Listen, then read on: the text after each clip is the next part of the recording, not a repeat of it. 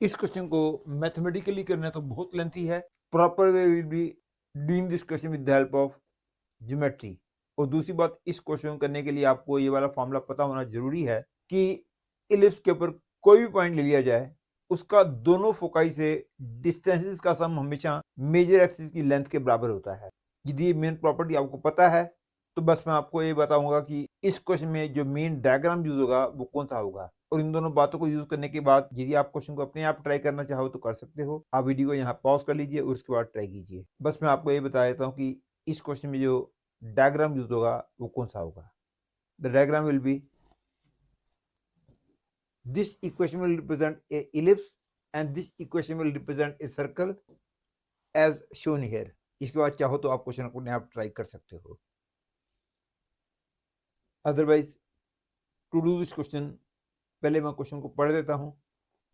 इस क्वेश्चन में कहा गया है कि number of complex numbers which will satisfy this equation and this equation both. ये तो आपको पता ही होगा कि mod of z minus z0 equal to r represent a circle whose apex of center is z0 and radius is r। बिल्कुल basic सी बात है, आपको पता होनी चाहिए। And now keeping the concept that mod of z1 minus z2 represent the distance between the 2 points whose apexes are z1 and z2, that is this represent the distance AB। I can easily say that this second equation represent a ellipse YC।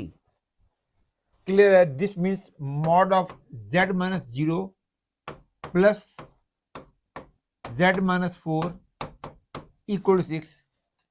That is z एक ऐसा complex number है जिसका 0 से और 4 से distance का सम 6 है। That is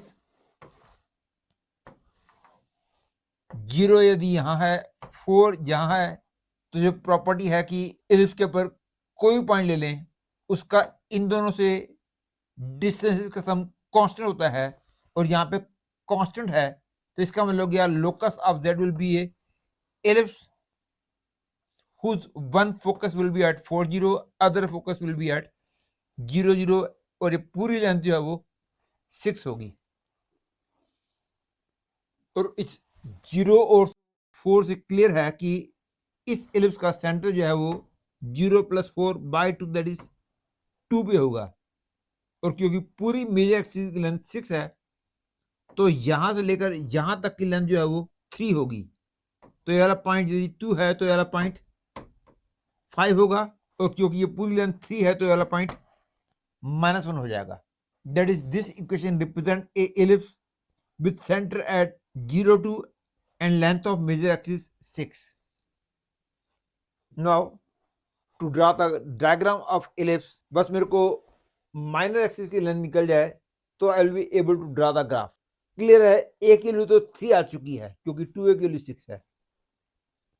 और ये तो आपको पता ही होगा कि distance of focus from centre is always AE, therefore using AE is equal to 2। ध्यान रखो इतनी लेंथ 2 है और ए की वैल्यू ऑलरेडी हमने देख लिया था कि 3 है, तो E की वैल्यू आ गई 2/3। अब ए पता है, E पता है, तो हमको भी इजीली कैलकुलेट हो जाएगा।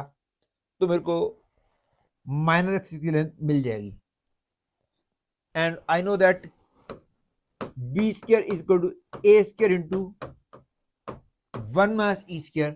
I get b square is equal to 3 square into 1 minus e equal to 2/3 मैंने कैलकुलेट कर लिया है। I get